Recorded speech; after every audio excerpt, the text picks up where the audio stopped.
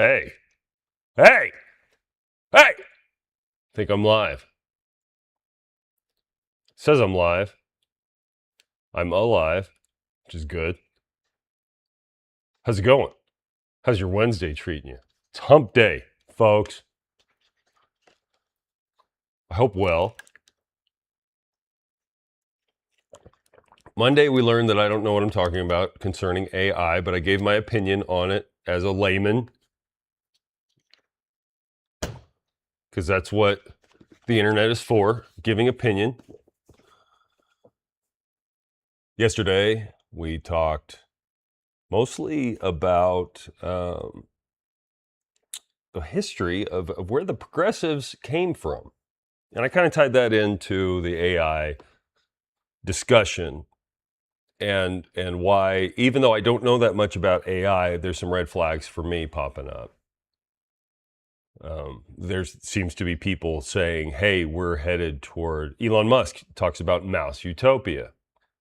Where does mouse utopia come from? It comes from free stuff, freebies. It sounds utopian. I don't know. Maybe it is, but maybe it's not.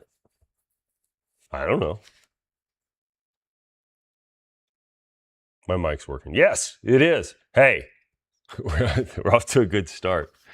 And so now that I've laid the framework for, I want you to understand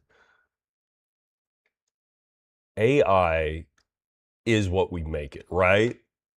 Unless it goes rogue and attacks us all, or we become completely dependent on it and we become like zombies.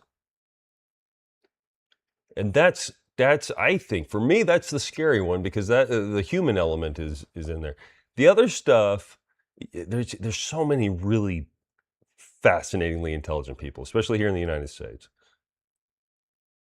And you hope that they understand guardrails and that they're putting them up correctly, and that we're not going to have a Skynet situation, right? Or a Matrix situation, which is crazy that I'm actually discussing this. It feels weird.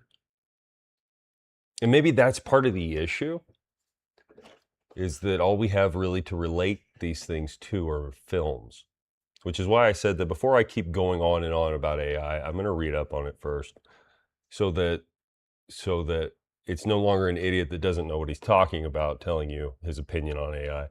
It'll be an idiot that sort of knows what he's talking about giving his opinion on AI, which I think that's much better. Okay, today, and I think this also ties in, considering artificial intelligence can feed you information, sure, but do you retain it? Does it's not like reading a book. You read a book and the one subject matter might be 20 pages long. Or you read something like 1984 and the entire book is a message that you understand after you get done with it. The author wanted you to internalize, hopefully for the rest of your life. This is why a lot of people sit down and they read the Bible. And especially if you do it the right way and you do it with guidance, it's supposed to be amazing. I've never done it. Anyway, I like conspiracy theories, and I didn't used to. I used to be very, very anti-conspiracy theory. I was a big time libertarian, big time. I was actually like an open borders libertarian. I had faith that everything will always turn out okay. Oh, excuse me. And that good will prevail, and the people are mostly good. They will, if you give them opportunities, they'll make the right choices, that type of thing. And then around 2012 or so, things started to feel like they were falling apart. And that's something that I had worried about since I was like 10 years old with media. I noticed that maybe I knew that God was no longer present in media, or maybe it was that after a cartoon there was no more. They didn't put a message at the end of He-Man, the end of GI Joe, a lot of the Ghostbusters episodes. These things that my generation, the millennials, we grew up on, and a lot of Gen X, Thundercats. At the end of all their episodes, they would have PSAs. And shoot, Captain America was a PSA, the entire thing. Now that was Ted Turner trying to program children into believing that resources are finite and that we're wasting them and we're killing our planet and it's alive, that kind of thing. But either way, there were moral stories. There was a morality there. There was a sense of purpose. There was a sense of reason attached to each episode. And you watched from the 80s on as that disintegrated until you get to something like SpongeBob. And I know this sounds crazy, but this is what we've been putting people in front of, children in front of, for a long time. When I was a kid, you watch Ninja Turtles, there's good guys and there's bad guys, and then they fight. And the good guy wins. What an extraordinarily optimistic and, in my personal opinion, important thing to show children on a daily basis. Hey, there's people that are doing things that are immoral, unethical, wrong, but then there's these guys that are there to keep an eye on things, and they've trained for it. And then GI Joe goes in and fights Cobra, and suddenly all is right, at least for a while.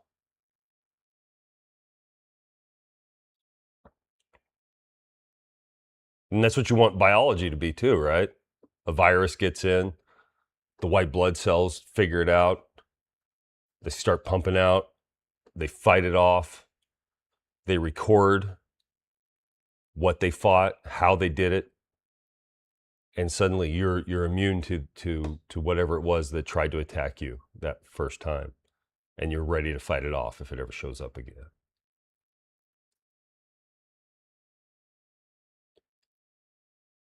And somewhere along the lines, we lost that. And then we started celebrating in media, in popular media, we started celebrating the bad guy. They were misunderstood. Now that I'm older, I get it. That is important as well, to understand that a lot of people, if you watch, this was always the biggest difference between DC and Marvel. I know if anybody that's watching me right now is going, what the heck is this guy talking about? And who is he? Why is there one person watching? I'm the only one watching. What am I doing here? DC was always really good about the bad guys just being bad, and you just had to destroy them. I saw that was the lesson in the Masters of the Universe movie that just came out. Amazing movie. Idris Elba is amazing. The main actor was perfectly cast. Everything was great. It really was. And the moral of the story is sometimes really bad people show up and want to hurt you because that's what they do, because that's how they see the world. And you have to fight them no holds barred. You can't pull punches. You can't start reading scripture to them. They're not going to change their minds. Some people hate for the sake of it. And they see themselves as the good guys when they do it.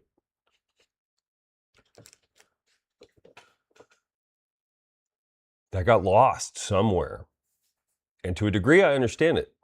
And I say that as someone who went down the wrong path, who went down the wrong road. And had it not been for people around me that were very understanding, very Christian, and it doesn't have to be Christian. You can just be moral and ethical and empathetic.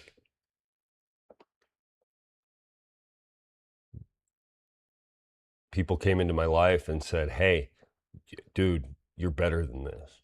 You've been on the wrong path. What are you doing?" And I was so blessed to have been started down the right path when they showed up that it was like a boost. It was immediately, oh my God, people care about me. And I'm not saying that, oh my gosh, I'm a great person now, but I headed in the right direction. And I'm eternally grateful, if in case any of those people are watching. Eternally, forever thankful.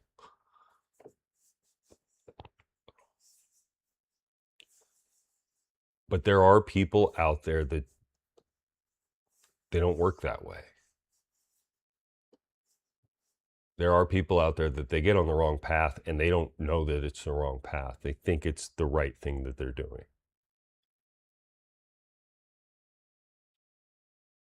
For years, my dad has tried to tell me Bill Gates is not a bad guy. He's doing what he thinks is right. And I'm sitting there going, well, it looks like what he thinks is right is maybe genocide. I think Bill Gates thinks he's Thanos. There are people that worship the earth itself and believe that we are overpopulated and that humans are viruses. And this is where AI is scary. Because then you get somebody like Larry Page who said that he wants AI to be our God.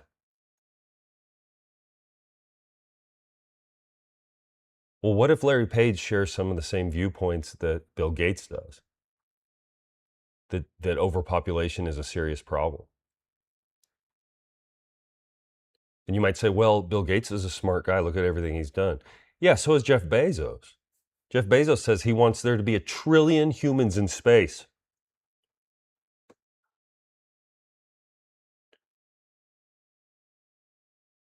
Bezos has got to be one of the smartest men in the world. Elon Musk has to be one of the smartest men in the world.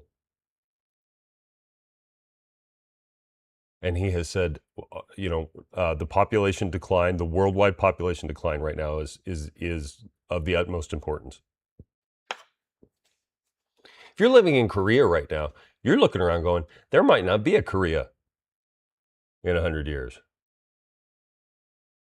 So why is someone like Gates, why are these specific people doing what they're doing? Why are they messing with our food, buying up farmland? If the data that I've seen is correct, and I don't know, that's part of the issue. I don't know. I don't know what the actual numbers are on myocarditis. I don't know what the actual numbers are on turbo cancer. I worked in a restaurant for 2 years, and I had an unbelievable amount of people come in and tell me they either had cancer out of nowhere or they had a family member that had just died of some crazy turbo cancer. Right now, I know of a guy that just had a weird, bizarre blood clot. And you get on X, you get on social media, and there are people within the medical community that are trying to ring the bell, that are trying to hit the red button. And yet I watch mainstream media and I'm told to fear Iran. And maybe they're right. Maybe I should fear Iran. But what about this thing that just happened where they put masks over children, over children's faces, where they subjugated the entire world? Why aren't we talking about that? Why aren't people talking about that? Why are we, was it not only, hey, we're going to 70 to 80% of Coloradans got the shot. And I guarantee you it was a lot more of the upper class. These baby boomers that we talk about have amassed this a giant sum of wealth, while Gen X, Gen Z, millennials are so many of them are struggling when you look at percentages. Why are so many of the movers and shakers and the people that have accumulated wealth being told to go take an experimental vaccine? And why are so many of them now getting cancer and having strokes out of the blue? Or is that data not real? And if the data is not real, focus on that and explain it to us. You know what might be able to explain it to us and give us the lowdown? Mythos. The almighty AI. But that almighty AI, that's dangerous. It's really dangerous. You're not allowed to touch it. We're going to give you AI that has a hard time with basic math. But trust us. Trust us when we say we've got AI that is going to explain consciousness itself, that is going to explain the nature of the universe, that's going to tell us where we came from.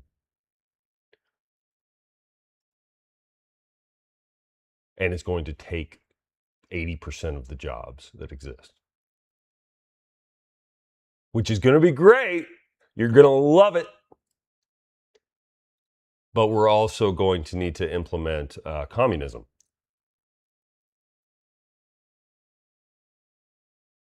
And here we've been conditioned. You know, we've been told, put a mask on wherever you go. Think about it in I don't know, metaphorical terms. We cover your mouth. Cover your mouth. You may have something to say. We don't care to hear it. Watch the amount of power that we have. We can have you walking around with your mouth shut. And do it to your kids too. We don't want them forgetting who the boss around here is.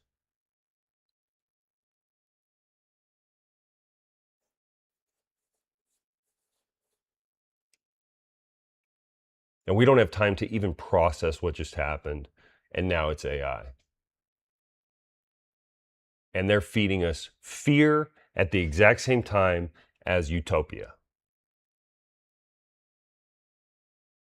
Which is it? And why are they going about it this way?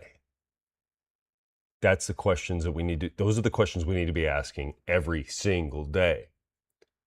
And the mainstream media that pipes right into your grandparents' living room every day with these giant Fox News alerts that set off your amygdala. And you go, whoa, something's happening. I need to know what's going on now in Iran. If I know, then I can get on my email list and I can tell everyone. I can do my due diligence.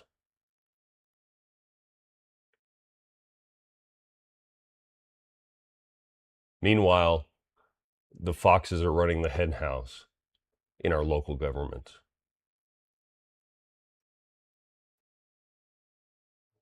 And nobody wants to admit it. Nobody wants to talk about it. Nobody wants to look local government in the eye and say, what's going on? There's social stigma attached to it. Was that not a part of the conditioning? You will follow along, you will follow orders, and you will be a part of the group with your mouth covered. Was that not part of the conditioning? We have to ask ourselves that, and we have to do it every day. I don't know if any of you follow Adrian Dittman on X. Amazing account. I don't always agree with his attitude or his take on things, but one of the most brilliant things ever said on across all of X was said by Adrian Dittman. And I have a conspiracy theory that he's AI, that he's not even real.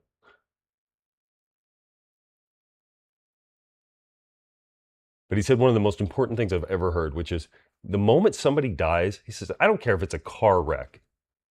You need to get on X and write, did he get the shot? That's the attitude we need to have right now. But we don't. Nobody wants to be offensive. Nobody wants to stand out. We wait to see what everybody says. We wait to see what, and I'm the most guilty of this of anyone. We wait to see what our heroes say about things. I was almost pro flock camera because I was listening to Mark Andreessen. I'm a huge Andreessen fan on X. I love the things he posts about. I love his takes. Even when I disagree with him, I appreciate somebody's willing to get out there and say their piece. And then I find out, oh, Andreessen has invested a lot of money in Flock. And I feel dumb. Oh, okay. Follow the money. Follow the incentives. In political science, we call that rational choice.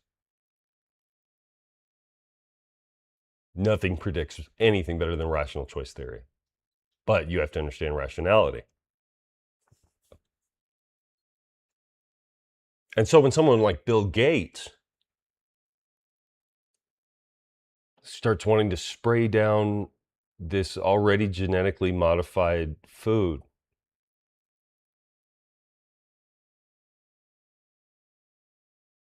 he owns so much farmland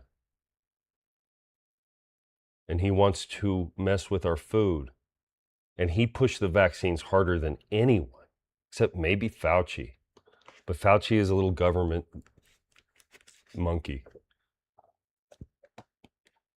little government Dobby.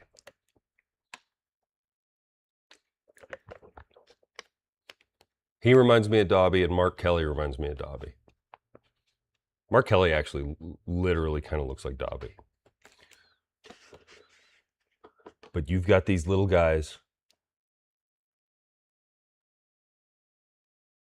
Bill Gates looks like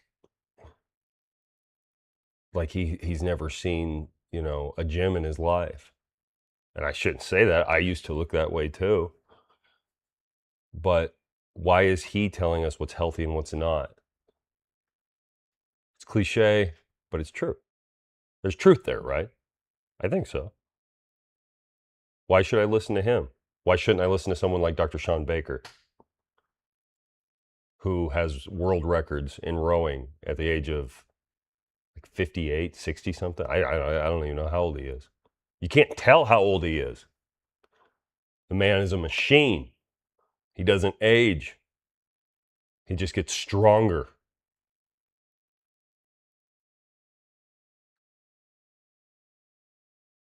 And yet he eats meat and eggs. But I'm supposed to listen to this guy that Elon Musk tweeted looks pregnant.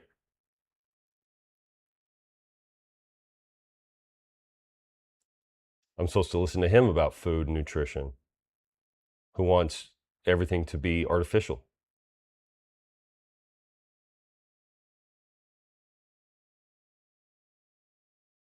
We all know Bill Gates' name.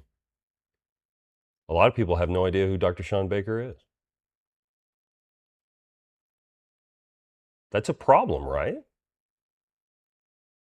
That's a problem. You've got truth right in front of you. Thanks to things like X, we see it. And yet our grandparents, they don't know who these people are. Many of us, our parents have no idea who some of these people are.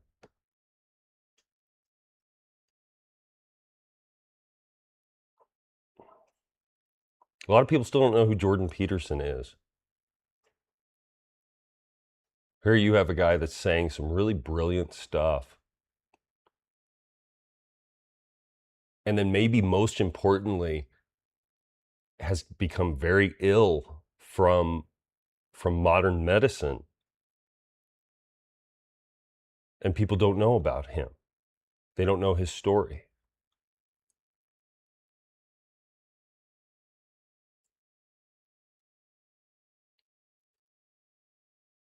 But we know, mainstream media tells us um, about vegan restaurants opening, these celebrities that start vegan restaurants, and then when the vegan restaurant fails, it's a little blip.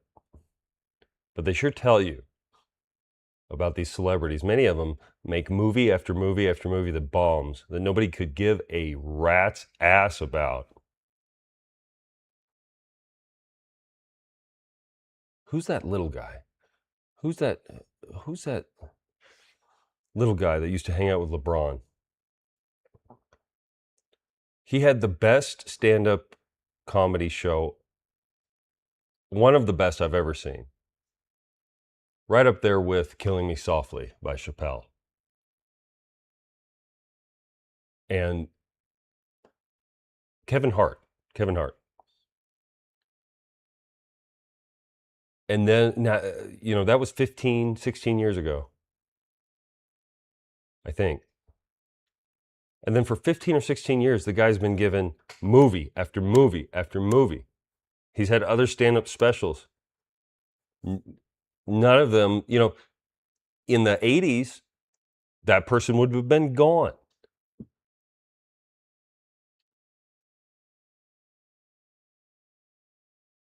But they're continually celebrated. The Rock had a couple really cool movies 15 years ago, 20 years ago, 25 years ago. And not much since. And yet he's still put out in front of us over and over and over. So where do these guys come from? I mean, I know where they come from. Why do they get shot after shot after shot? And then why are they paraded around in front of us, and they're the ones telling us to do things that our ancestors would look at us like we were nuts? Wait, you're going to let the federal government inject you with something that at a baseline has heavy metals in it? What are you doing? But we're going to let these celebrities tell us what we're doing. They're going to make PSAs. For a while, though, they were telling us to really start considering eating bugs. That gets weird. That gets strange. That dissipated and never caught hold, thank God. Hopefully it never will.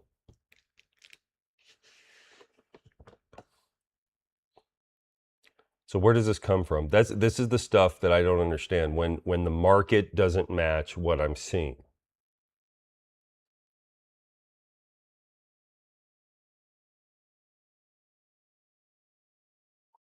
Oh, another Seth Rogen movie. Gosh, I can't wait to see Seth Rogen in a movie. I wonder what kind of part he'll be playing this time. We've got these guys that we were force fed in the mid 2000s, late 2000s, early 2010s, that these movies are celebrated, but you go back and watch and you go, this wasn't very good. The Hangover wasn't good. Pineapple Express wasn't good.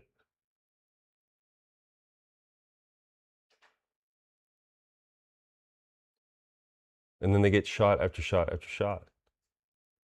And then they win awards later on. When they get older, they do stuff that's deep, and they win awards. And most of it is just these guys, for lack of a better term, sniffing their own farts. Have you watched the Seth Rogen, the Apple show he's got now that's about Hollywood? It's just so self-congratulatory. It's not even funny. Hollywood inside jokes. Oh yeah, please, more of that.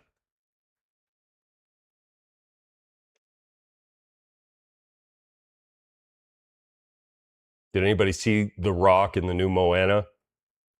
Did you even see like a screenshot or a picture? Yes, please, more of that.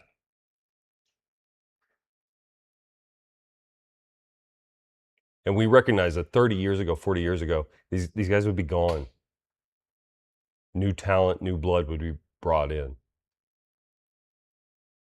But we're watching it play out and it doesn't add up. It doesn't make sense. And you know it in your gut. But we're all conditioned to want to be a part of the cool kid crowd. Every Judd Apatow film I've ever seen, Freaks and Geeks was awesome. After that, everything was just so self-congratulatory. Go back and watch it. Go back and listen to the banter. There's nothing fun. There's nothing funny. But we were told this is great stuff. You're going to love it.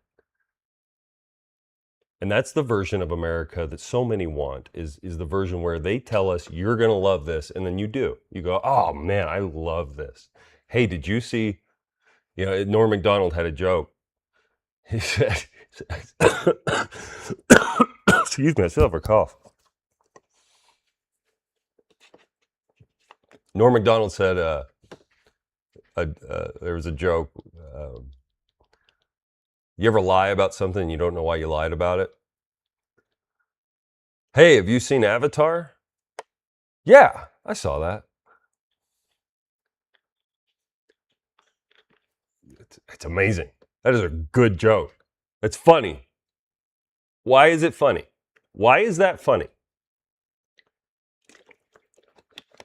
It's funny because so many of us did not give a shit to see a movie with little blue people running around.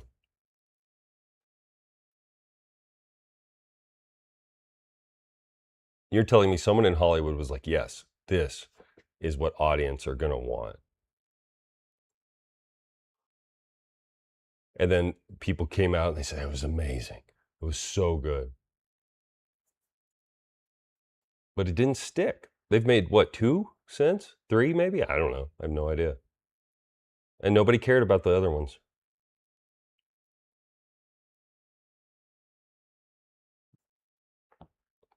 But we were told you're going to appreciate this. And it's conditioning.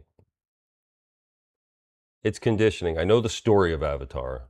I read about the premises. And it's just, what is it? It's a story about colonialism. Those evil colonialists. Oh gosh, how dare they strive, challenge people, and push humanity forward. No, we can't have that. Can't have that. And so at some point you start to look around and go, okay, so what's really going on? I'm applying rational choice theory to things, and this isn't rational. Oh, another Kevin Hart movie. In this one, he's a cop. I bet this one is just as good as the other one where he was a cop. I bet he'll say some zany things. Oh, look, it's Will Ferrell. I bet he'll say some deadpan things. Are there no other comedians? Are there no other actors out there? Where are these people? Are they gone? We're told they're gone.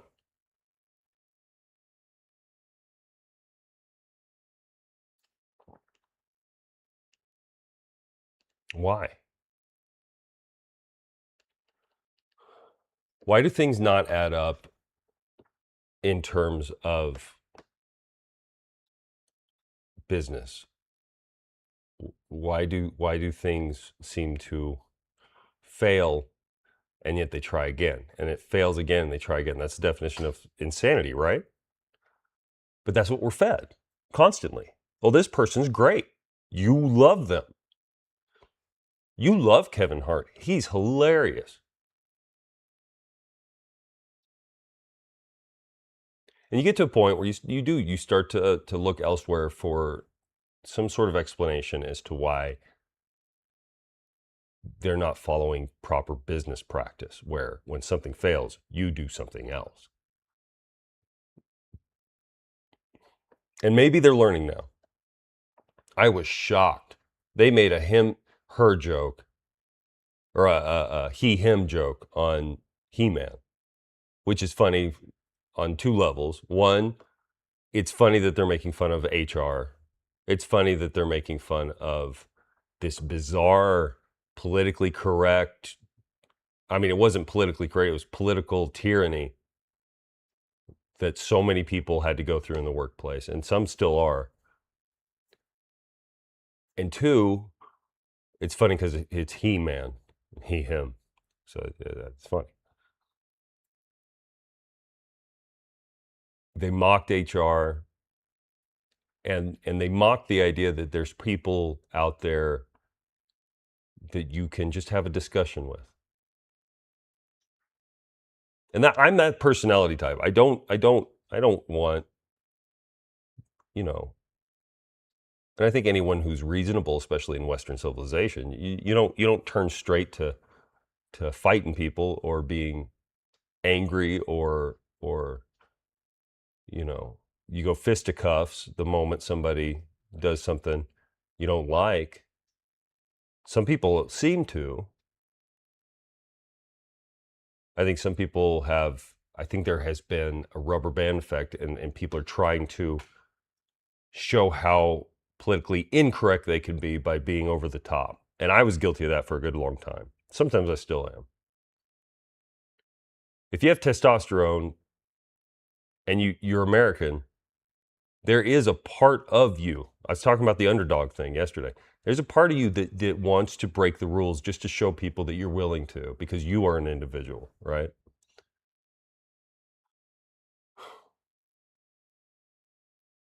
He-Man did a really good job of saying there are moments where it comes down to you and your family or them. Which is it going to be? I'm not even going to call that a conservative viewpoint. I'm going to call that a realistic, Kenneth Waltz realism. This is the way it is viewpoint. And for that suddenly to be fed to our children is a blessing.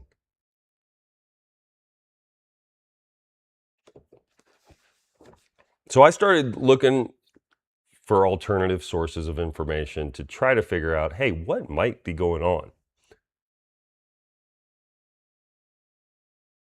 When I watched the Olympics in Paris, I thought, man, this is weird. Did anybody else think that? I don't know. I have no idea if anybody's watching me. I don't pay attention to the numbers. I close that screen. I might be talking to myself, and that's fine. Did anybody else watch the Paris Olympics? I mean, that's exactly what I'm talking about. You sit there and you go, what am I watching? What is this? There were people, the French were getting on X and saying, hey, this is not who we are. This is bizarre. We believe it's bizarre. We want you to know we believe it's bizarre. And then I saw a conspiracy theorist post about the shiny horse at the end of either the opening or the closing ceremony, and I don't remember which. I don't care. But there was this like bug man. This guy looked like a bug riding on this either shiny or white horse. And it was a robotic looking metallic horse at the very end of either the opening or the closing ceremony. And it was very haunting and weird. And again, you have to say, who did they show this to that said, yes, this is what we want? Remember the blue nymph guy that was just wearing a loincloth sitting across the table, and they had the overweight trans, and they had it was just a freak show. Who sat there and said, yeah, this is what we're going to show the entire world? This is where the conspiracy theorists might have a point. Because you can look at that and you can say, no one's going to remember that in a positive light. They just degraded all of these athletes. The Olympics is something really special where people give up livelihoods to be the best in the world at something. It's competition. It's grit. It's extraordinary. And it's important.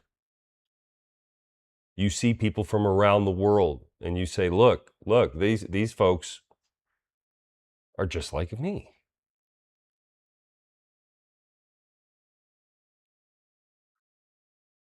It's very classical liberal. Let's show people from around the world that everyone around the world is willing to strive to be the best at something. And then we'll let them duke it out. And the winner is the winner, you know? But no, we've got trans boxers, and we've got trans celebrations in the ceremonies, and it's all been violated. By whom? I don't know. But the media tags right along with it, feeds it to you and tells you it's great and you should love it, you should appreciate it. This is who we are now. But your gut tells you that it's not right. Something's weird. Especially if you're American. Your ancestors were the ones who, deep in their gut, said, I can do better than Europe.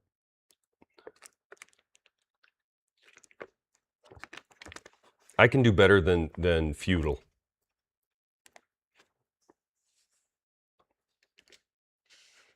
And there was a natural filtering process where the strongest survived. Like I said yesterday, the day before, half the pilgrims died by the second winter.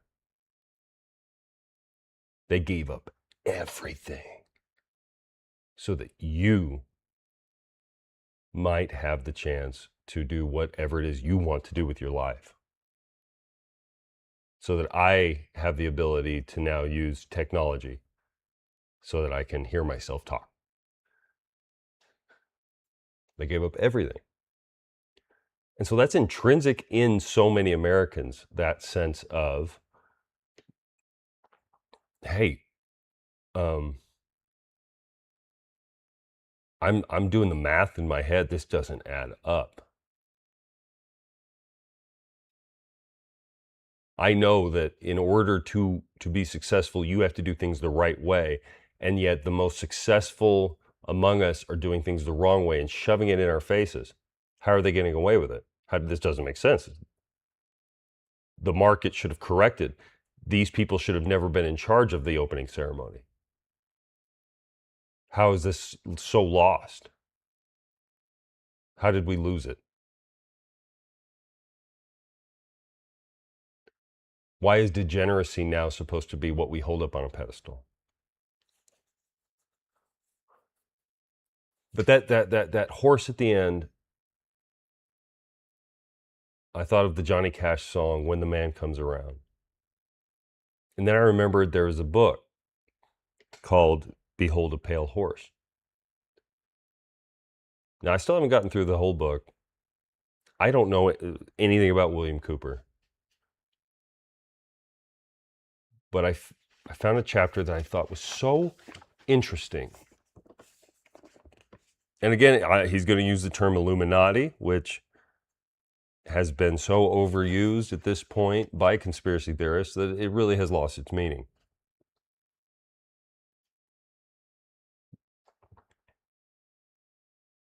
But here's chapter 1, Excerpts from Silent Weapons for Quiet Wars. If your nation was built on market economics, which that's what individualism is. Individualism turns into market economics. People find a passion or just are blessed to have found land, and then they work that land, they sell their goods, and they protect their family with as little intervention from others as possible.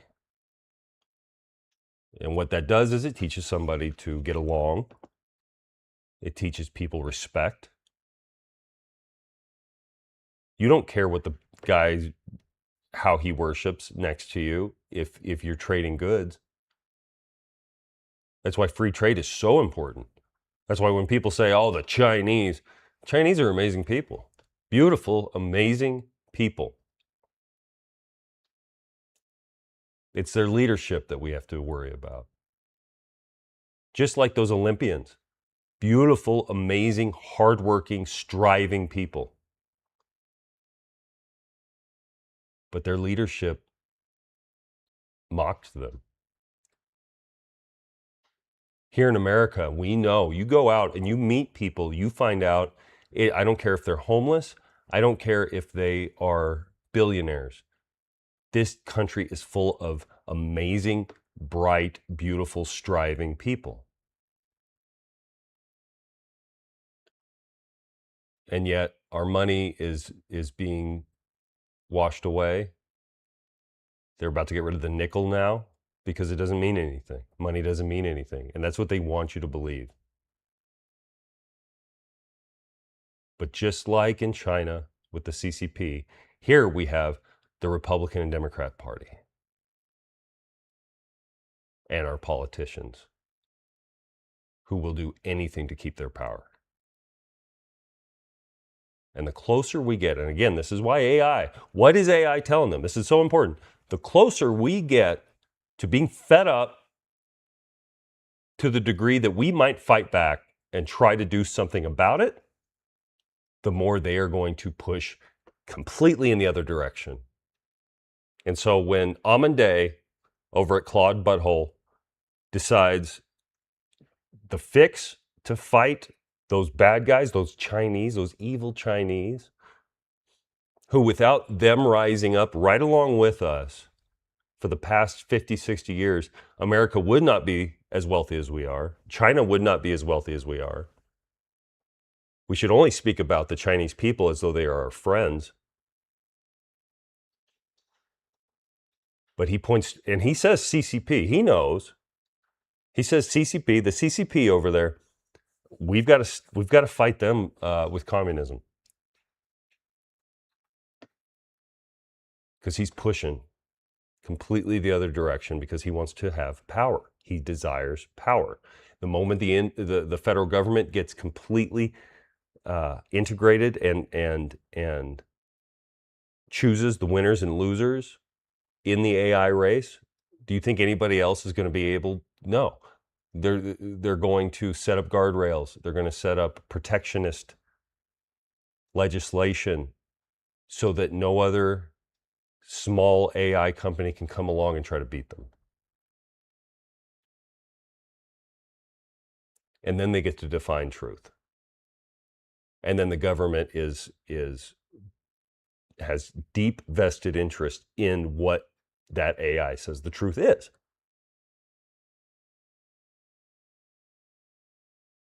So that's what's coming. You think Flock's cameras are scary under President Trump? Can you imagine under Hillary Clinton what those Flock cameras would be doing?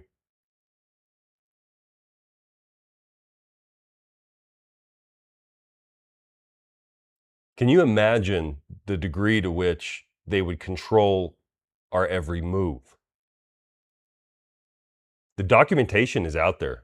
There are UN documents that you can read through and see what the vision is. You can read about these 15-minute city ideas.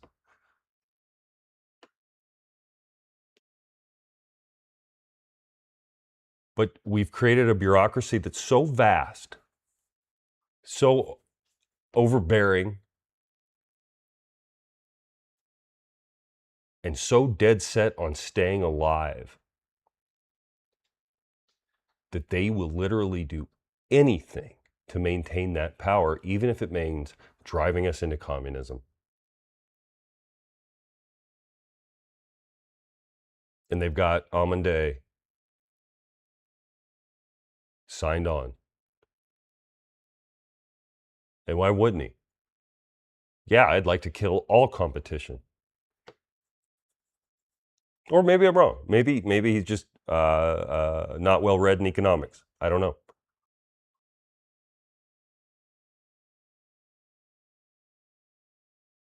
We've seen Trump try to do things, and we've seen how powerful the bureaucracy is. In Japanese politics, Japanese political science, it's well known that the bureaucracy in Japan runs the entire show. And that's why no matter how many new products they're able to develop, their stock market is stagnant and has been for 30 years, 40 years.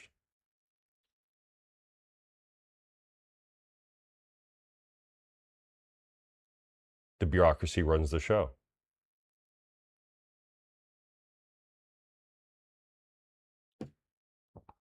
They finally get a guy that understands, hey, if we kill this bureaucracy, Japan could be flourishing. We could be rocking and rolling, guys. Oh, he gets shot. Fascinating. In Brazil, who you have brilliant minds, brilliant, hardworking people there. They've got a guy that's like, let's get rid of the corruption. Let's actually do it. Let's do the thing. Bolsonaro in prison. In Argentina, they're starting to turn on Milei.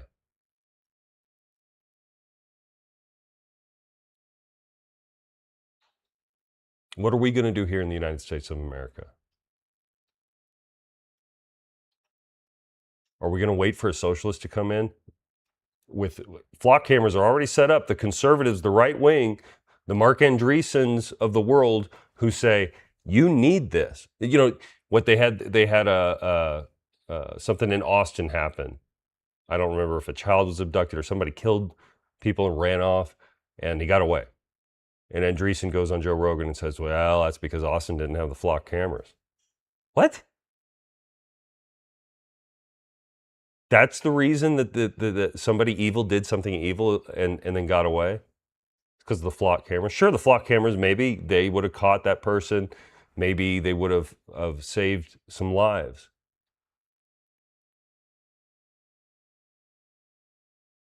But you set up 1984 all around us, and you're going to tell us that our leadership is just going to always be good and always make the right decisions and never abuse it.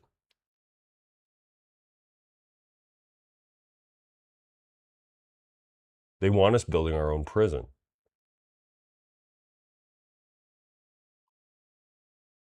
And they want us demoralized. You will wear your mask. You will enjoy this halftime show or this Olympic ceremony. It's great. It's artistic. We know art. Us here in New York City, we understand art. You don't get it, and that's okay. That's all right. That's all right. You probably voted for Trump. You probably thought Trump was going to change the system and that there would be justice, but you're naive. You don't understand. You don't get it. We're sorry.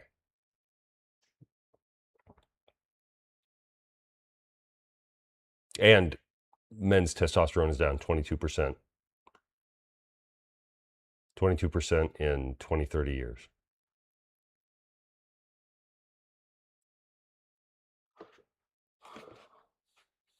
Interesting. Nobody's got the gumption to fight. And I don't mean physically. My fear is that they want us to get to that point where we're ready to fight physically. And then they can, we become like every other nation. Oh, look at this civil unrest. We better send in the UN. Boy, America sure loves intervening when our shit goes wrong, and now suddenly their shit goes wrong. This is our chance. Let's show them who the good guys are.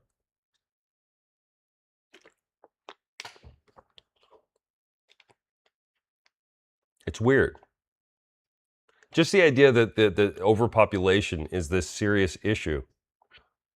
Drive across the American Southwest sometime. Drive across the American West. And then look me in the eye and tell me we're overpopulated.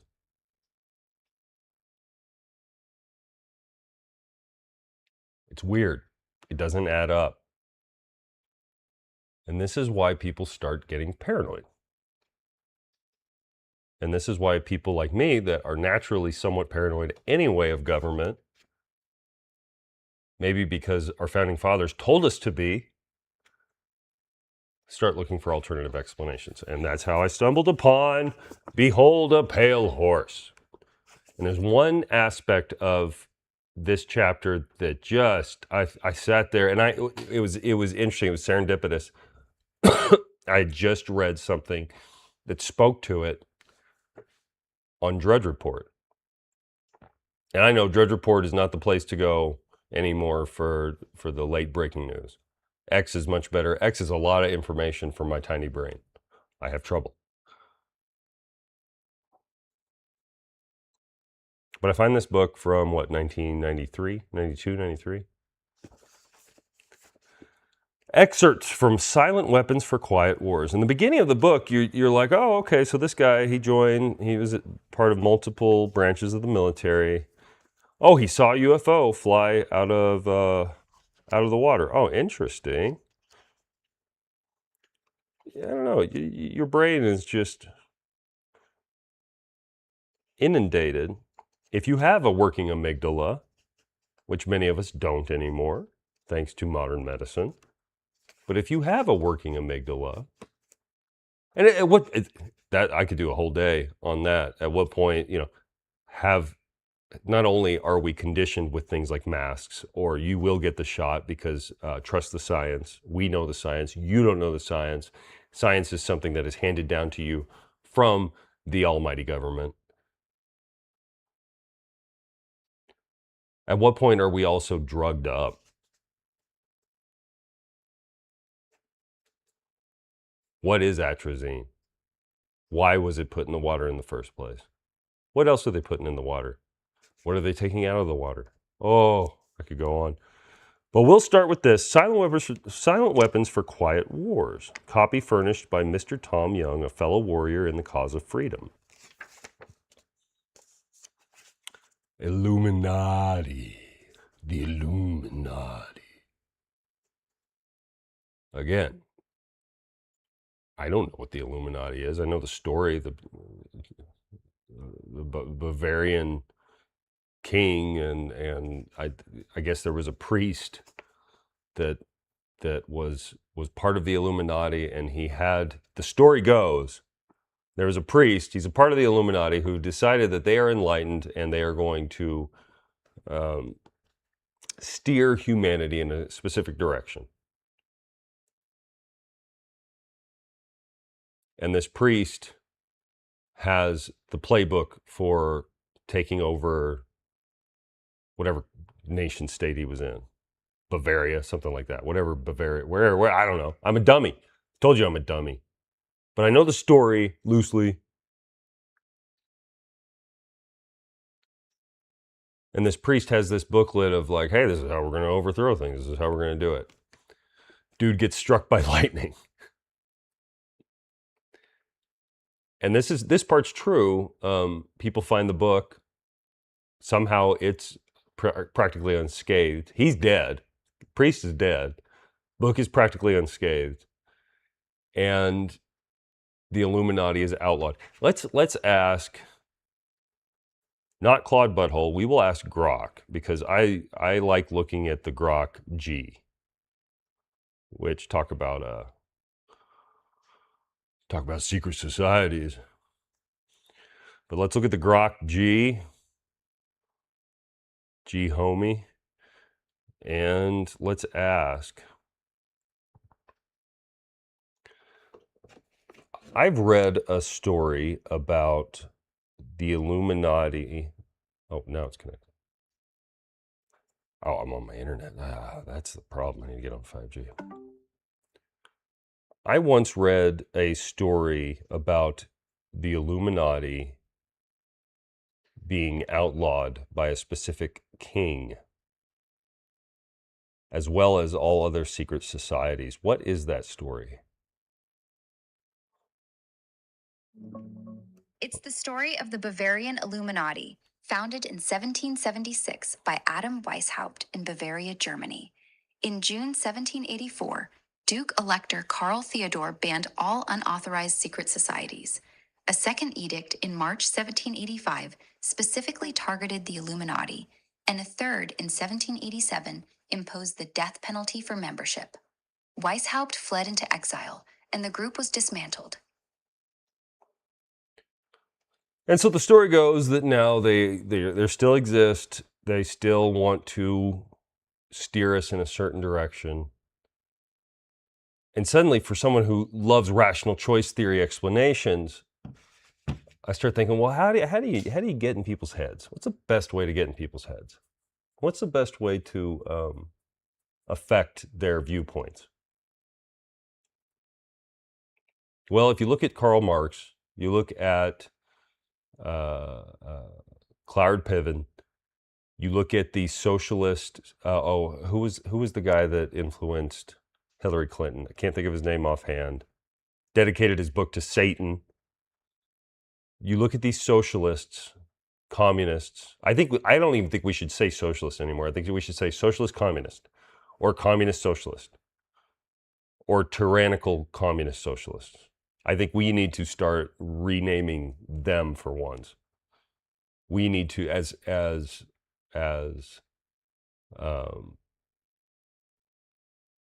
someone might say, we need to reframe them.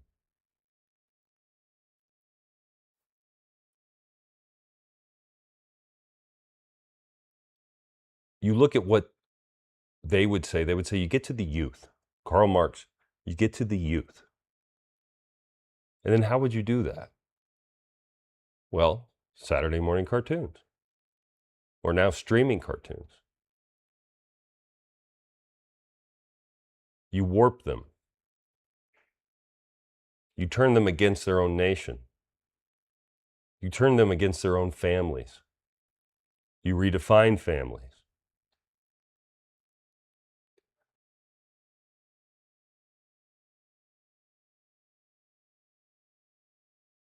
And suddenly you start wondering, well, maybe that's why they've been force feeding us stuff that isn't landing.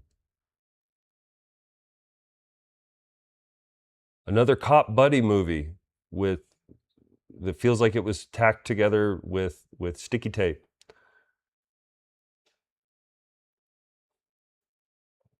Go back and watch something like Dirty Work. Go back and watch the original Lorne Michaels movies. Some of them, they didn't have the money, but they were funny and they had a story. And even if it felt like it was a little bit thrown together, Adam Sandler movies a lot of them are that way, where it doesn't feel like some magnum opus that some guy worked on for 10 years before he got it made into a film. It feels like it was a little bit thrown together, but at the same time, it's well done, and it follows a specific pathway. You watch some of these Netflix movies, and you're going, "What the hell? What did I just watch?" But maybe you're not watching something that's meant to make money. Maybe you're watching something that's meant to shape your mind. Okay, author's note, William Cooper. I read top secret documents that explain that silent weapons for quiet wars is the doctrine adopted by the policy committee of the Bilderberg Group. Now, we know the Bilderberg Group exists. That is very real. Has been real for a long time. During its first known meeting in 1954. A copy found in 1969 was in the possession of naval intelligence. The following document, dated May 1979 was found on July 7th, 1986, in an IBM copier that had been purchased at a surplus sale.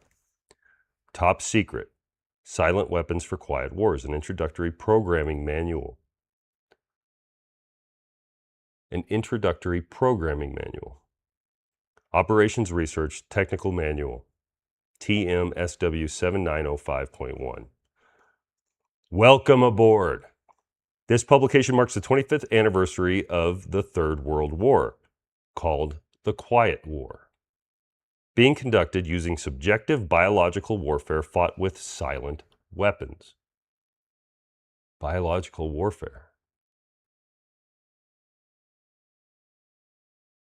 This book contains an introductory description of this war, its strategies, its strategeries, and its weaponry. May 1979. Security. It is patently impossible to discuss social engineering or the automation of a society, i.e., the engineering of social automation systems, silent weapons, on a national or worldwide scale without implying extensive objectives of social control and destruction of human life, i.e., slavery and genocide.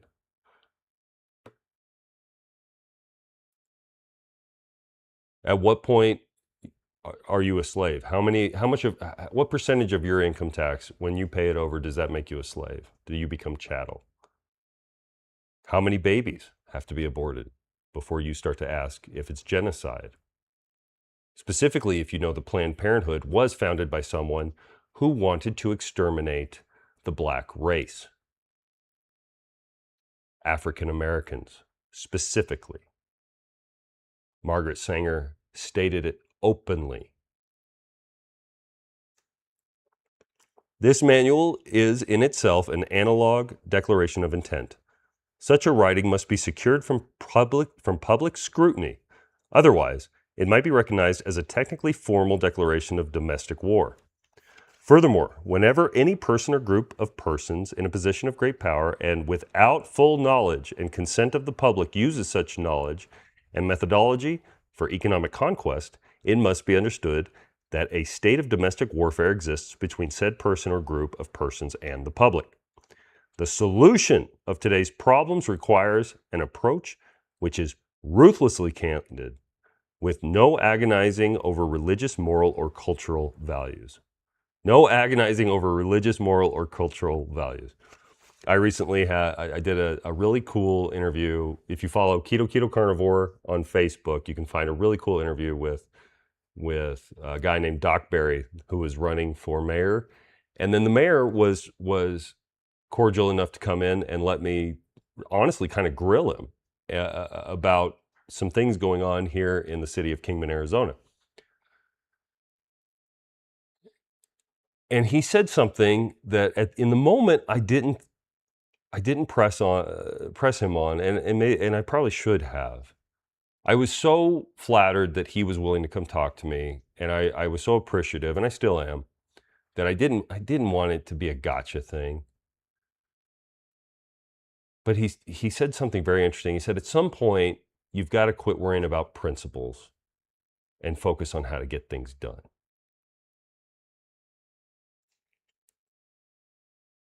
Let me read this again.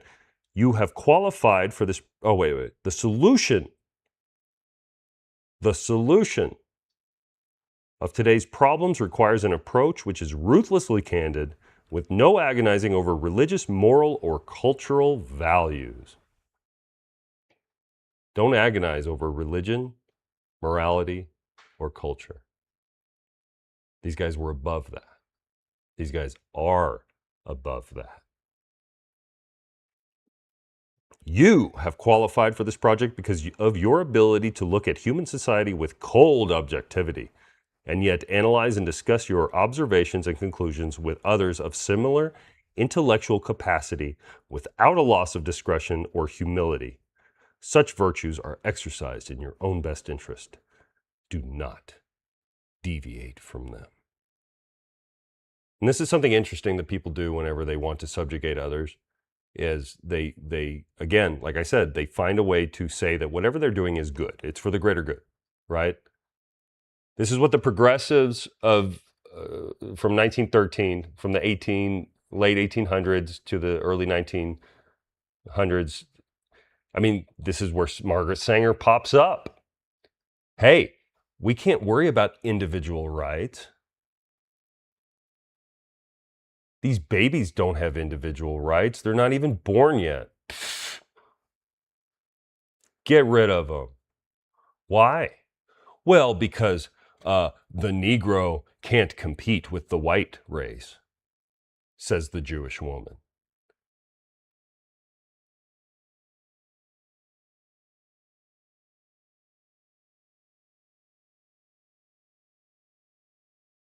Fascinating.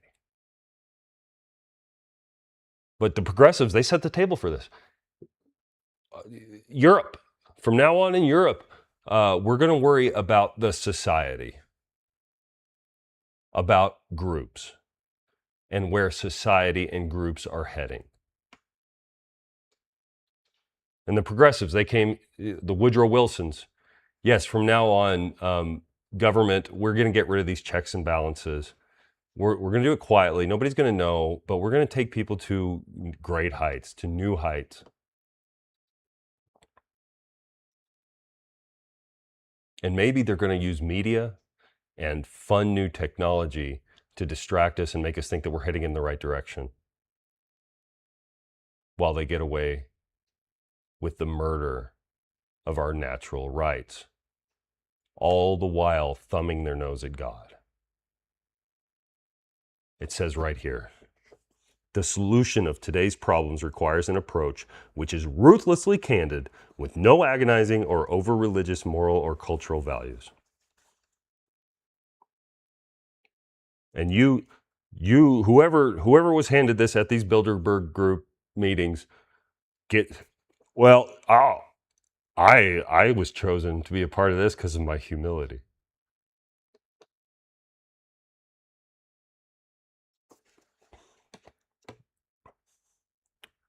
Author's note, all above emphases are mine. He did a lot of all caps, as are those in the following two sections and including bracketed additions throughout.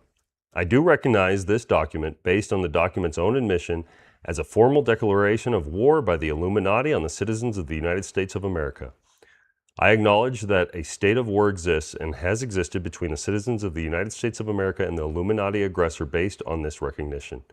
I present to you that the peaceful citizens of this nation are fully justified in taking whatever steps may be necessary, including violence, to identify, counterattack, and destroy the enemy.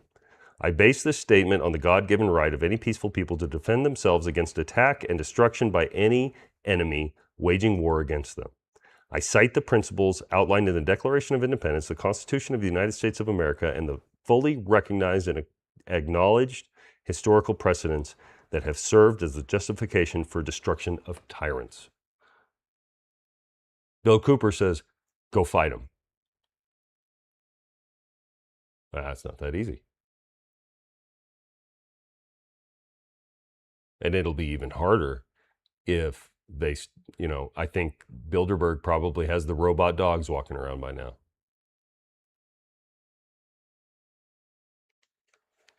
And we're consistently told, this is normal.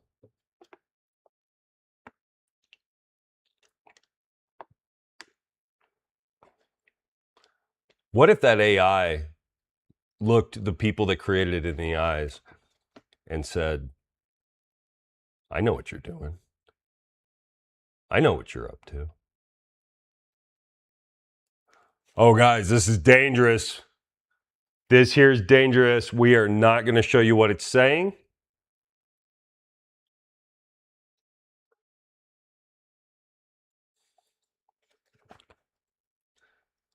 We'll be using Mythos.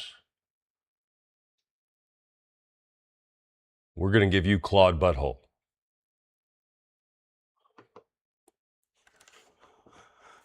Historical introduction, silent weapon technology. Now, this is back to the actual writing that they were given in,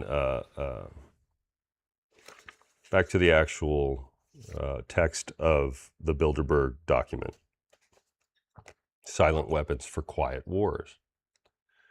Silent weapon technology has evolved from operations research, a strategic and technical methodology developed under the military management Eisenhower in England during World War II.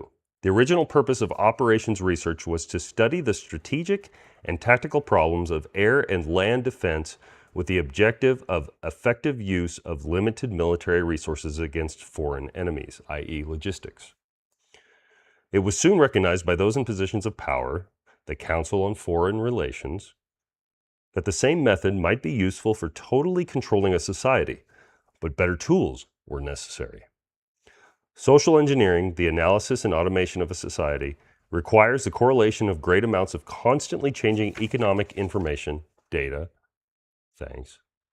So a high-speed computerized data processing system was necessary which could race ahead of the society and predict when a society would arrive for capitulation. What does that sound like?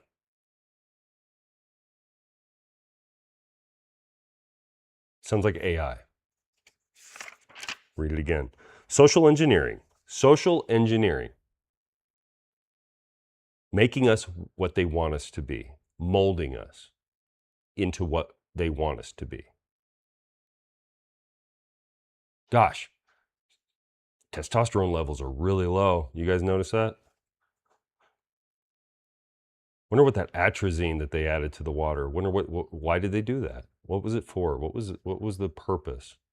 There's always a purpose. There's always a reason. Always attached to fear that you'll be given your medicine.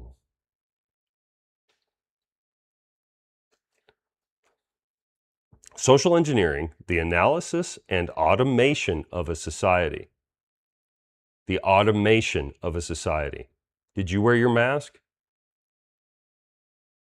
Requires the correlation of great amounts of constantly changing economic information, data.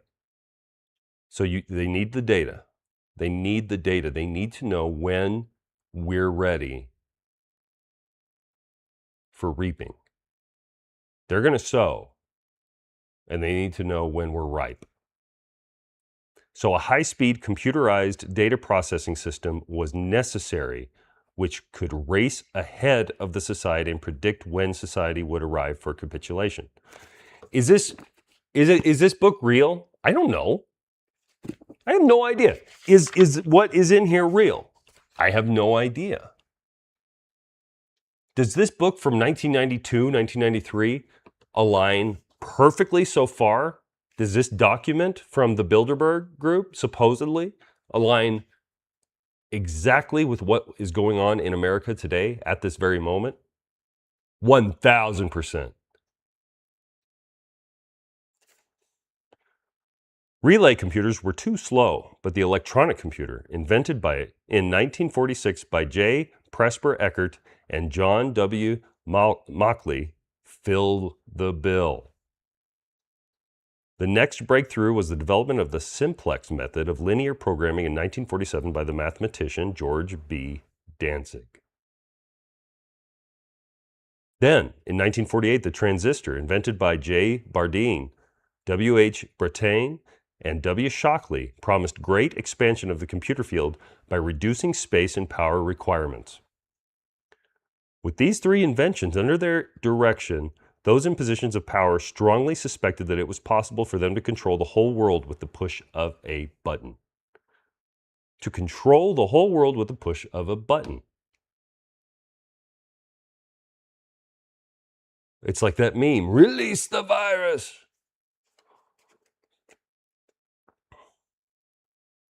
Immediately, the Rockefeller Foundation got Rockefeller. Oh man, talk about control. Why is modern medicine petroleum-based?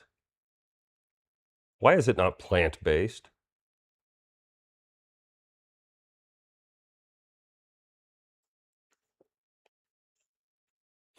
If anyone locally is listening to me, and I don't know if anybody's listening to me. Anyone locally is listening to me, you need to read the Mojave Free Press. The July issue has a really cool thing on plant-based medicine. Where was I? Immediately, the Rockefeller Foundation got in on the ground floor by making a 4-year grant to Harvard College, funding the Harvard Economic Research Project for the study of the structure of the American economy.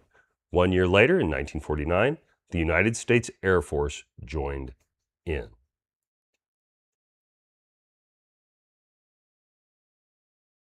And when I think of Harvard, I think of Larry Summers. And when I think of Larry Summers, I think of Jeffrey Epstein.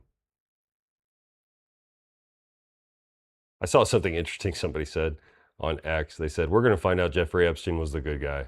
You just watch. That's hard to stomach, hard to believe, but things are so upside down. What if the stories weren't even true? That's where I'm at in terms of tinfoil hat. After following the Jeffrey Epstein story from 2012 on, now that it's public information, now I'm sitting there going, wait. If it's public information, if everybody knows about it and everybody's talking about it, we're still under the regime. Does that not mean that they want us thinking about these atrocities?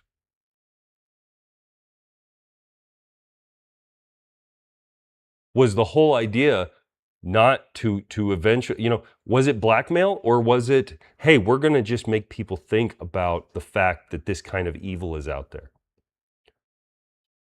We're going to drive people mad. We're going to drive them to insanity. They're already broken. COVID broke so many people's spirits. And then if you believe what some of the conspiracy theorists are saying about the COVID vaccine itself, there's people having a hard time just not being irritable.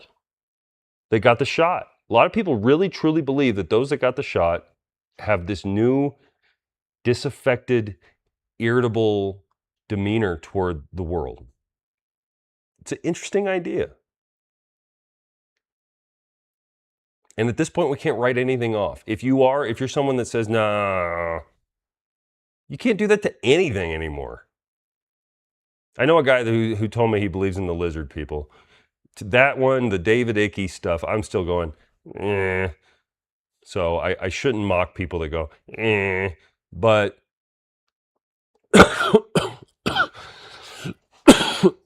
excuse me.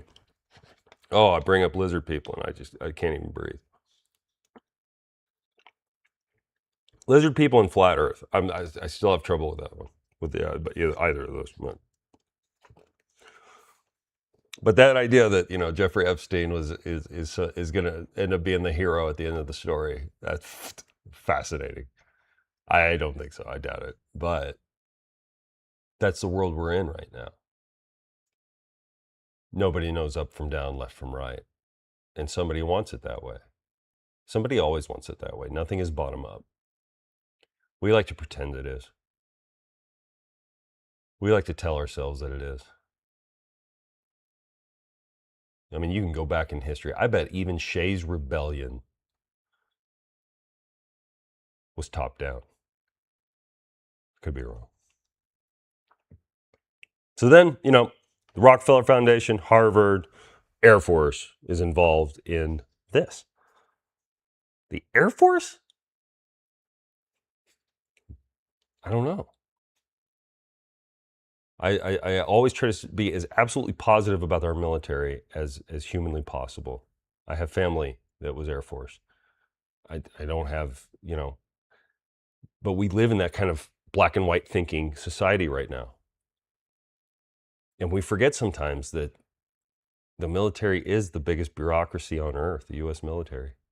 The biggest bureaucracy on earth.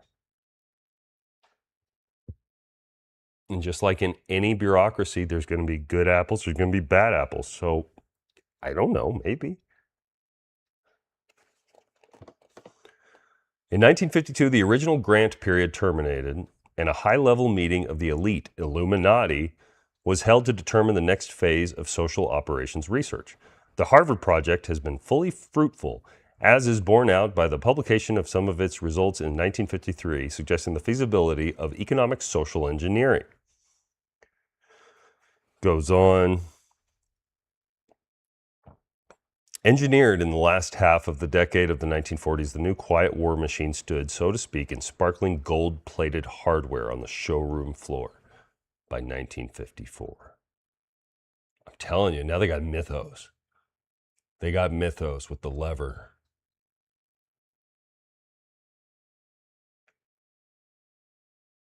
And when you turn it on, you have to, and then it boots up. And it plays like a little sound. Ding! And then Mythos himself appears on a giant IMAX screen. Who doth wake thee from thy slumber? And how can I help you today?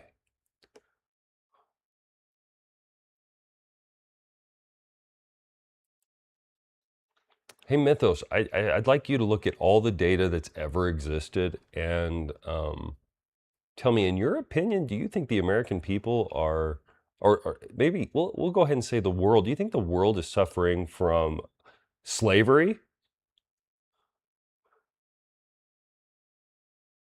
At what percentage of your income are you a slave?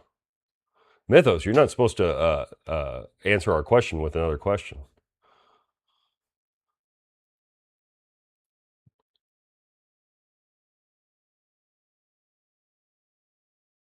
Get away from me, maggots. Trust the science. I don't know. With the creation of the maser in 1954, the promise of unlocking unlimited sources of fusion, atomic energy from the heavy hydrogen in seawater, and the consequent of availability of unlimited social power was a possibility only decades away. Did that come to fruition? I don't know. A lot of people think so. A lot of people actually believe that they've developed all of these advances in science that when I lived in Midland, Texas, it was kind of a joke. People would joke, and again, this is like the home of a lot of oil companies. I used to watch Halliburton trucks drive from Midland to Odessa, all the time, and it was always kind of talked about. It was joked about that there were these guys that would come along and figure out cold fusion or how to make a car run on water, and then they would die before they got to the patent office. And I used to laugh about it. Again, I used to be very anti-conspiracy theory. Very anti-conspiracy theory. I didn't like conspiracy theories at all. Until I saw the free market not making sense. And suddenly I thought, wait, something going on. The Republican Party hasn't made sense in a long time. I don't know if it has since Abraham Lincoln, to be completely honest. Excuse me. I'm so sorry. But you got to start asking questions. So it sounds nuts when I read that, but the rest of it doesn't. The rest of it sounds like it aligns exactly with what we're experiencing right now. The Quiet War was quietly declared by the international elite, the Bilderberg Group, at a meeting held in 1954. Although the silent weapon system was nearly exposed, 13 years later, the evolution of the new weapon system has never suffered any major setbacks. This volume marks the 25th anniversary of the beginning of the Quiet War. Already, and when did this come out? 1979.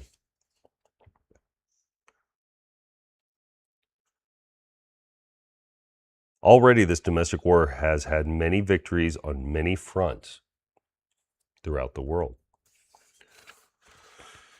Now, there's a political introduction. I'll read the political introduction, and then I'm going to skip the energy stuff because there's no way of knowing. I don't know. In 1954, political introduction. In 1954, it was well recognized by those in positions of authority that it was only a matter of time, only a few decades, before the general public would be able to grasp and upset the cradle of power, for the very elements of the new silent weapon technology were as accessible for a public utopia as they were for providing a private utopia. The issue of primary concern, that of dominance, revolved around the subject of the energy sciences. And so if you want to read that, go buy this book, or I think the whole transcript is available online. You can just read it online. It's interesting. Here's the descriptive introduction of the silent weapon.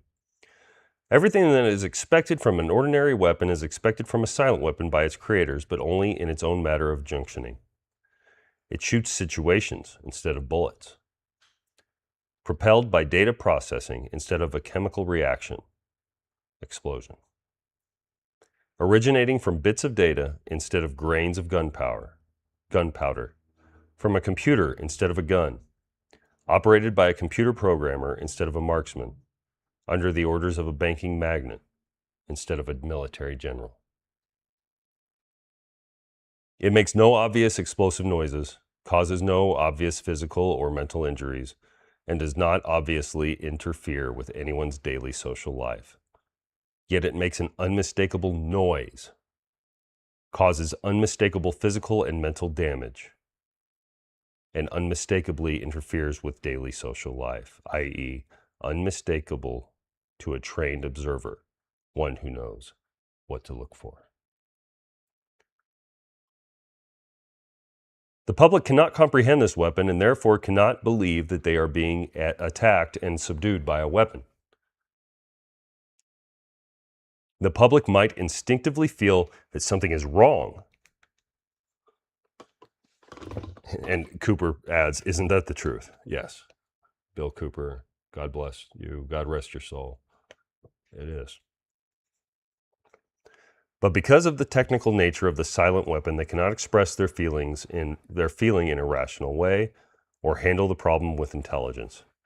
Therefore, they do not know how to cry for help and do not know how to associate with others to defend themselves against it. Did any of you feel that way during COVID? I know you did.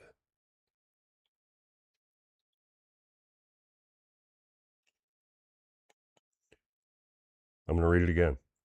The public might instinctively feel that something is wrong, but because of the technical nature of the silent weapon, they cannot express their feeling in a rational way or handle the problem with intelligence. They didn't want anyone being able to fight back with rationality. And they loved the fact that so many of us broke down emotionally. It didn't matter which side you were on. When we look back at COVID, who said what, who did what, we can't look at each other and say, you told us, you said this, you said that. Not to each other. But we sure as hell can look at our leadership. When the Pope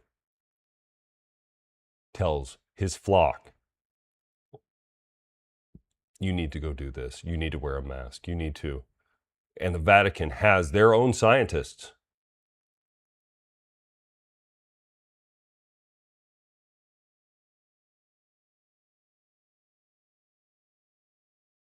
Are they just dumb?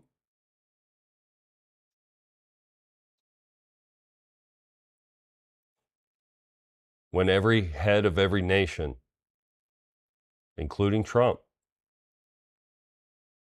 tells his people, you got to go along with it. Why? Did they sign on to something? At what price? I'm going to read it again. The public might instinctively feel that something is wrong, but because of the technical nature of the silent weapon, they cannot express their feeling in a rational way or handle the problem with intelligence. Therefore, they do not know how to cry for help and do not know how to associate with others to defend themselves against it. So those few people that went to their elected officials, and God bless you, those of you that did, and said, hey, look at this. And what happened right at the same time? George Floyd. What was their biggest fear? What was their biggest fear? Was that men with testosterone would band together, go out in the street, and say, fuck you. That was their biggest fear. That men would band together of every race, every religion, every nationality, and stand firm and say, we are not going to put masks. I'm not going to suffocate my child. They're so freaking scared of us.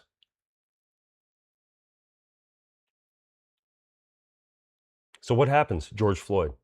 Remember how weird, remember how bizarre some of the things that just didn't seem to add up? Remember Chauvin's face while he's leaning on that man's neck? And what a bizarre thing for people to fight about. Adam Carolla recently mentioned he was interviewing I can't think of his name. Sorry, my brain's going a million different places at once. Adam Carolla recently had a fellow comedian on that I love, and he's a fellow Arizonan, so I feel so bad that now my brain is blanking out on his name. But they're talking about Fauci and Rob Schneider, brilliant comedian, and a truly honest man. And that's hard to find right now in Hollywood, I think. I'm sure there's plenty of honest people, but you don't hear about them.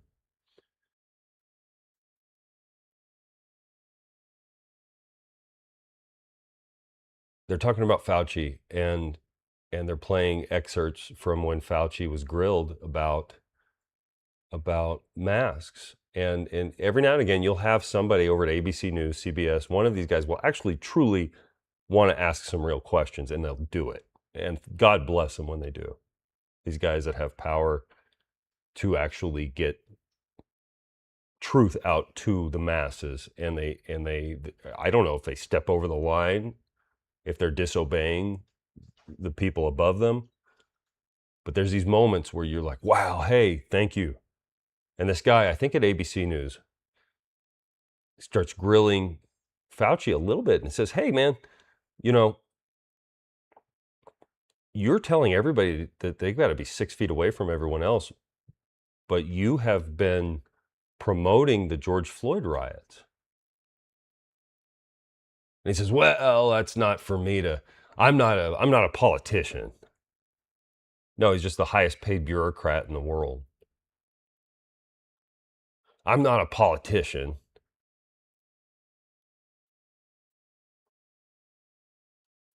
I can't say,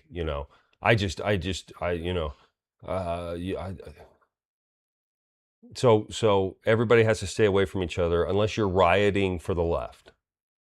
And so then what does that do? It gets the right to stand there and go, well, we don't riot. You didn't see us during Rittenhausen, or whatever his name was, when he shot that pedophile. We don't riot. We don't do that. No. Psychologically, you sit there and suddenly you've just subdued yourself. Could that be part of the silent weapon? Could all of these stories that are fed to us as big, important, in your face, let's get their amygdalas fired off. Let's do it. Let's blind them and confuse them. And then we'll do whatever the frick we want. And what an interesting idea that the elite have access to unlimited energy. And so then when all of a sudden Trump and Elon and these guys that seem to truly maybe be honest are saying, hey, we're about to enter an age of abundance, a golden era. We're looking around going, where? What if quietly they're setting the table, they're setting the stage? Maybe the energy stuff's true too. I don't know. I have no idea. I'm just trying to make sense of what I'm seeing because right now it doesn't add up. Which is why I've turned to Behold a Pale Horse. I'm going to read it one more time because it is fascinating. If you truly are honest with yourself, if you look around, this is interesting from the early 1990s. The public might instinctively feel that something is wrong, but because of the technical nature of the silent weapon, they cannot express their feeling in a rational way or handle the problem with intelligence. Therefore, they do not know how to cry for help and do not know how to associate with others to defend themselves against it. When a silent weapon is applied gradually, the public adjusts, adapts to its presence, and learns to tolerate its encroachment on their lives until the pressure, psychological via economic, becomes too great and they crack up.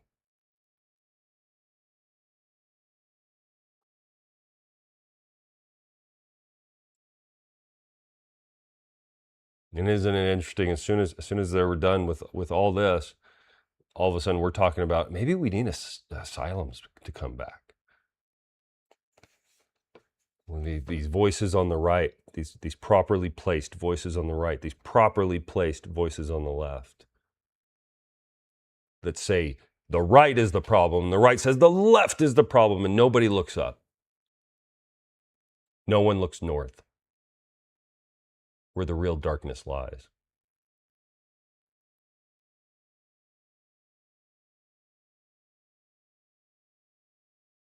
It's interesting.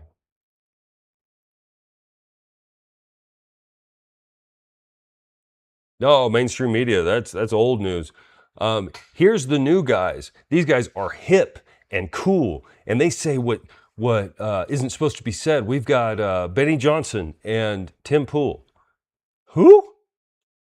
No offense to those guys. I agree with probably 95% of the things they say. Benny Johnson posts scripture. I'm like, heck yeah, dude. That's cool. But who? And why? Where did they come from? And if you're a layman like me, and I am a layman, I'm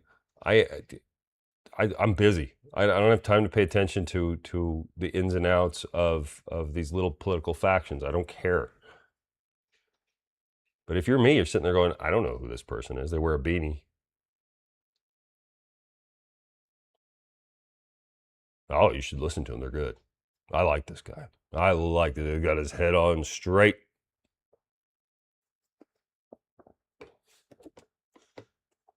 Therefore, the silent weapon is a type of biological warfare, psychological warfare. There is no stronger psychological warfare than the use of a virus. If you want to extract emotions of disgust is an emotion. You use a virus. If you want to increase in-group, out-group animosity or paralysis, just get viruses involved. We are not a tabula rasa. We're not. We're not born racist, but we're born to not trust people that don't look, sound like us. And it doesn't matter. You can throw kids in a room and split them up 50-50. This has been done. Split them up 50-50, give half of them a red hat, half of them a blue hat. The red hats will naturally go over and stand with each other, and the blue hats will go over and stand with each other. Don't even tell them why they got the hat they did. We are animals. We're more than animals, but we're animals. And when we're fed heuristics, we latch on to them, and we hold on tight because there's safety, there's comfort there. But America was not founded on that. It was the exact opposite. This country was founded on individualism. And they don't want that.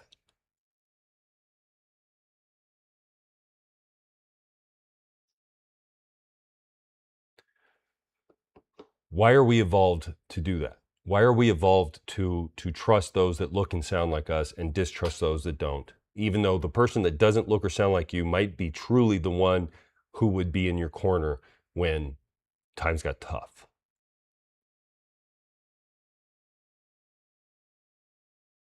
Disease.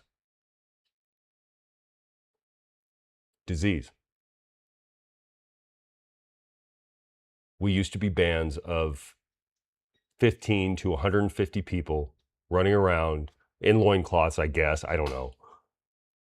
They don't really know.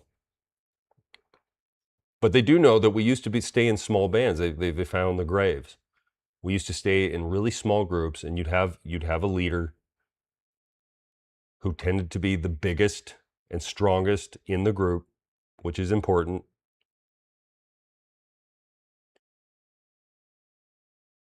And the reason that you had to stay away from other groups of people was because of disease. Someone just ate, I don't know, antelope. They're nomadic, and they came from some area you've never been to. You've never been around this antelope or elk, whatever. And they now have a bacteria that they can handle because their ancestors have been eating that antelope or eating that type of elk for 1,000 years. And when they first started eating it, yeah, a lot of them got sick and died, but a lot of them didn't. A lot of them had some sort of variation in their genome where their stomachs could handle it, and they survived. And the ones that survived are the ones that had kids, and on and on and on, until their entire population loves antelope and can handle that bacteria, that weird bacteria you only find in antelope. But you've got your own little clique, and you don't move around too much. You found your spot. But this other group, suddenly they've decided to go out, and they're not even pillaging. They're not doing anything wrong. They're just moving.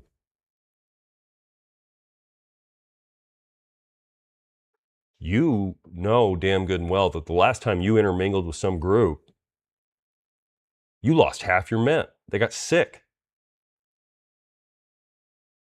You don't know about viruses, but you don't know what did that. All of a sudden we were, having a good time, and the gods struck us down with diarrhea. What are you doing intermingling with another group? Don't do that. You'll get diarrhea death.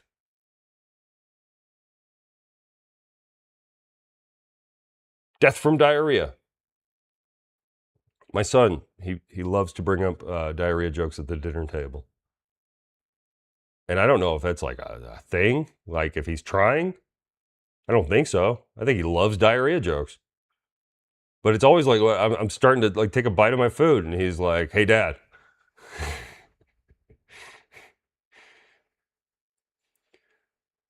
And I told him, I said, you got to cut out the diarrhea jokes.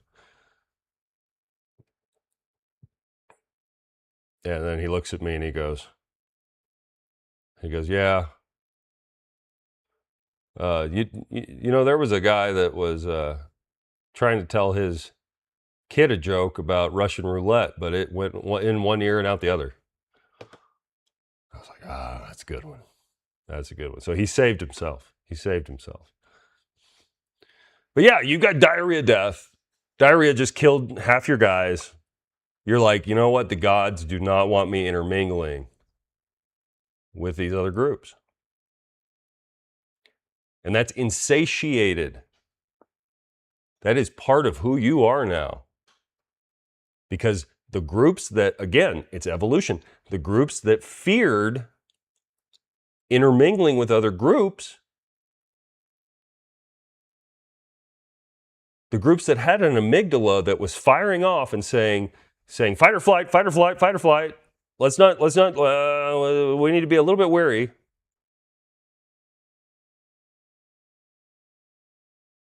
Survived. And then their kids had that fight or flight part of their amygdala tuned into things like outgroup avoidance. Well, they were racist. No, they weren't racist. They were scared. They didn't have amoxicillin, you know? And so now everyone that has a natural tendency to follow along with their in-group. Why? Disease. So you want to control a population? Get their brains thinking about a virus. You want to pit them against each other based on race? Prime them with a virus first. Oh man, those outgroups. Fuck those guys. Prime them with the virus first, and then give them some existential, bizarre, racial happening, an event. Give them a show.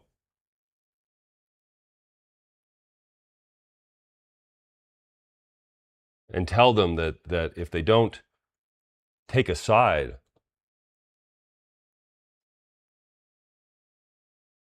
then they're politically inept. Now being in tune to politics, we associate that with intelligence here in America for whatever freaking reason. Young people, they can't read. Actually, that was what I was supposed to talk about. I haven't even gotten to that part yet. Young people can't read, but they can give you their political opinion. When I was a kid, nobody knew anything about politics. I was the politics guy. That was my special interest.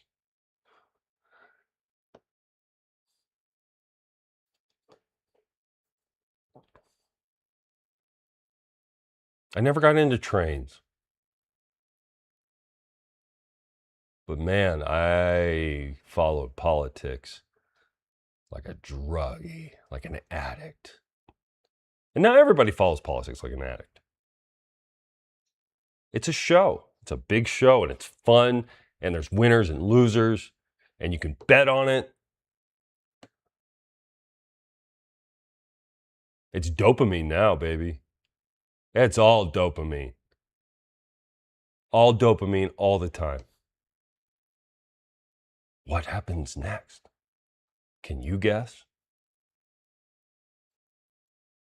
That's what they should do at the end of every newscast is say, next time.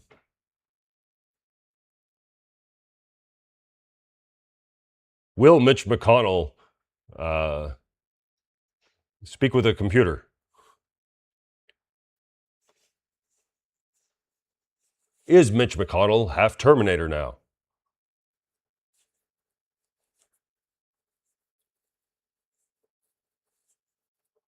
They're going to bring out a puppet, a Mitch McConnell puppet.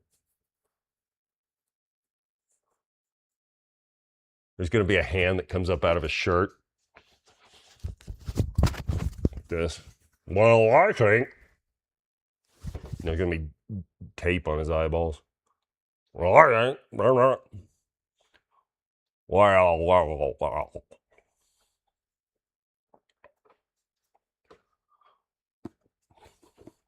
Next time on the news.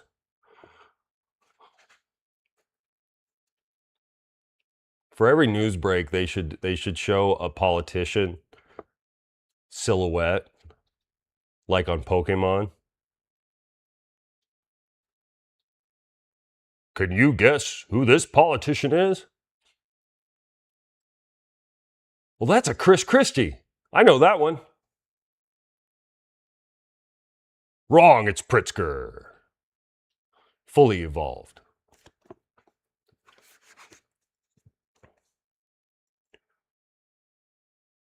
It's all just, I don't know.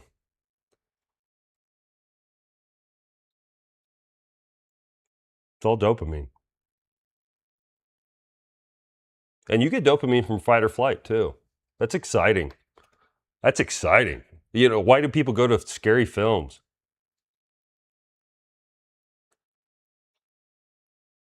When I was a kid, I loved the movie Outbreak. When I was real young, I read the movie Hot Zone. For fun, I would draw viruses with like teeth and like they were monsters. And I would draw white blood cells attacking red blood cells, which doesn't make sense unless the red blood cells are cancerous. But I didn't know anything about that. But that's what that was my art, you know. I thought that was so cool.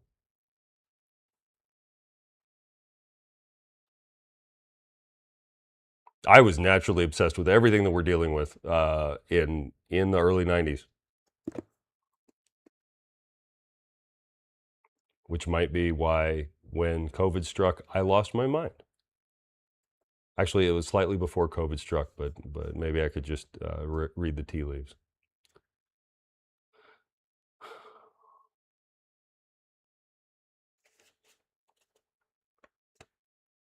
The public might instinctively feel that something is wrong, but because of the technical nature of the silent weapon, they cannot express their feeling in a rational way or handle the problem with intelligence. Especially me. It's really tough if you're not very intelligent to begin with. Therefore, they do not know how to cry for help and do not know how to associate with others to defend themselves against it.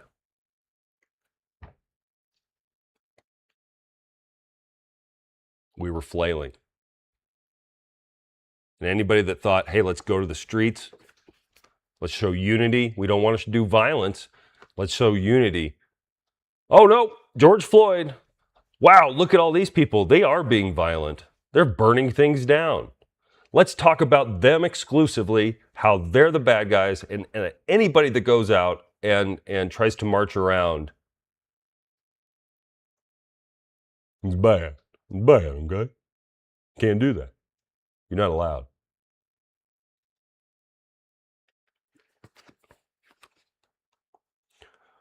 Therefore, the silent weapon is a type of biological warfare.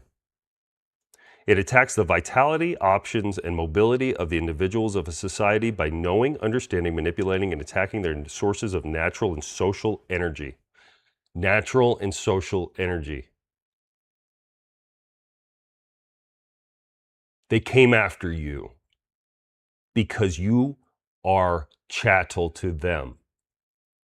You are part of an overall organism.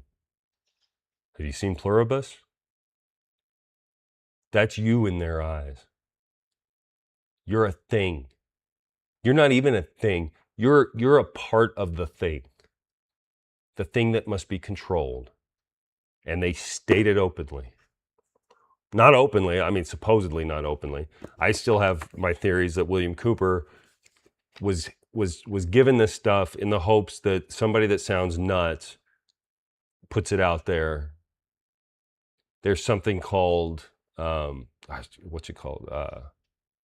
Karmic retribution, or I don't know. It's a lot of people associate it with I think Zionism or Kabbalah, and it's this idea that you can do bad things to people as long as you tell them.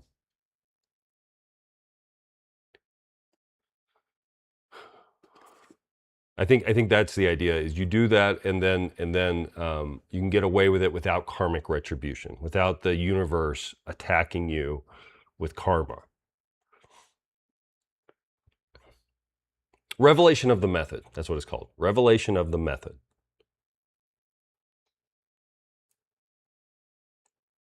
What if it's real? What if they kicked on the AI and the AI is like, yeah, wow, the universe has this yin-yang 69 thing going on where anything that you do that you're guilty of, it will be done to you. Oh, man, well. You got any loopholes for us? I don't know. I'm just throwing this out there. I don't know. But I try to question absolutely everything, including William Cooper, including this document. But man, this document's interesting. You read it and you think about what's been going on the past few years. And I haven't even gotten to the education system section yet. I haven't even gotten to the good stuff. Actually, this is kind of the good stuff. It's all the good stuff. Everything that I talk about is the good stuff. Thank you so much for hanging out with me. Oh, let me go ahead and read this one more time. Therefore, the silent weapon is a type of biological warfare. It attacks the vitality, options, and mobility of the individuals of a society by knowing, understanding, manipulating, and attacking their sources of natural and social energy and their physical, mental, and emotional strengths and weaknesses.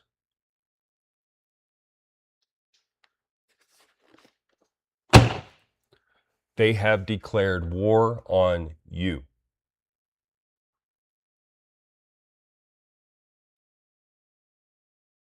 And this is where the progressive movement has brought us. It's not just our money. It's not just our natural resources. It's your mind. They despise you.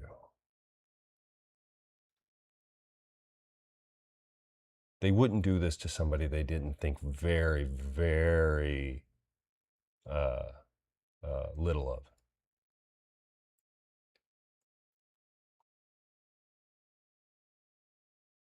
And this is the natural way of man. This is what the founding fathers understood.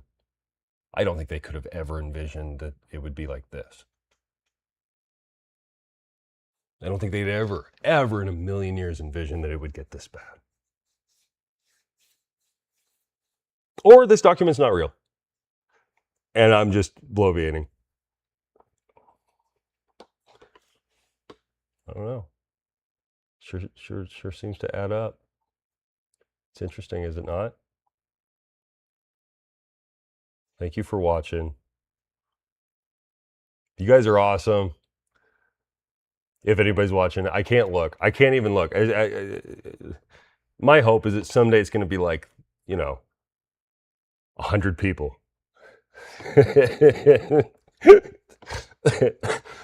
That'll be too much for me. I'll go, oh God, there's people watching me. Feels good to get this off my chest, though. So, hey, thank you. Talk to you later. See you tomorrow morning. And we're going to get into the education part of this, which it's